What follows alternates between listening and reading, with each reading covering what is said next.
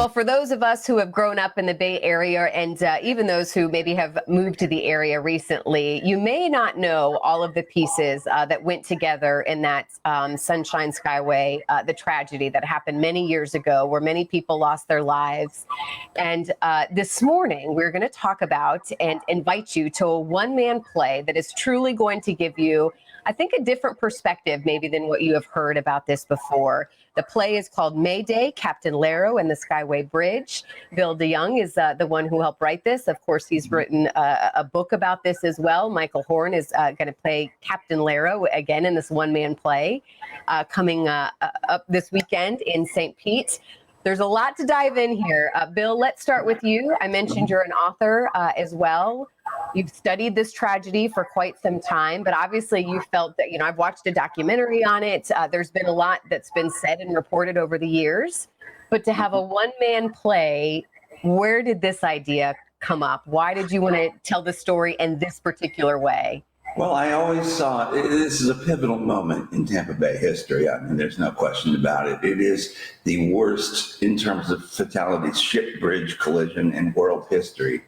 And like it or not, it's a pivotal moment, as I say, in Tampa Bay history. And John Lerro, who was the harbor pilot steering that particular ship that hit the bridge in 1980, is the central figure in all of this. Now, I got to know his story. He passed away in 2002.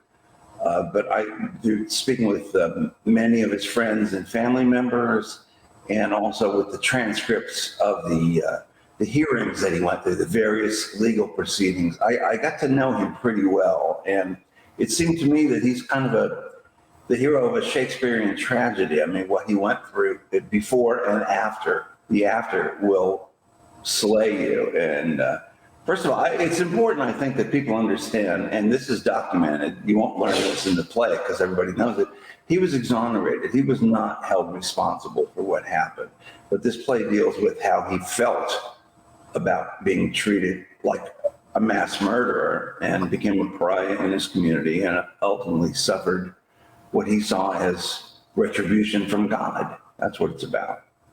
Well, and it really is. I mean, his story is fascinating, and I think there's a lot of lessons still to be learned, no matter what the tragedy or what is being said and how we hear a story and maybe jump to conclusions. Michael, talk about as an actor and really taking on this role in his story. I mean, this is pretty heavy, but again, I think it's important to get his story out in as many ways as possible, I would imagine.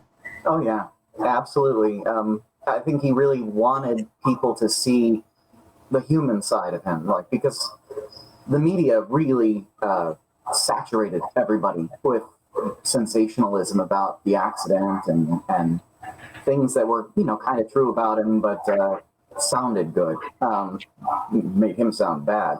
And he always kind of wanted people to understand what really went on. And this is definitely going to give them that. How was it? I mean, did you learn more about this? Obviously, you're from the Bay Area as well. I mean, was this eye-opening for you as an actor to kind of dive into this role? Yeah, absolutely. I was born a year before the accident happened. So I did not have the media exposure that some folks have had of John Lerro. So I had kind of a blank canvas to begin with when I read Bill's book about the Skyway. And when he approached me about doing the show, he told me about how he wanted to paint John Lerro, and I thought it was really good. I'm really excited for the show. So, Bill, what is the goal? It's a heavy subject matter, and it may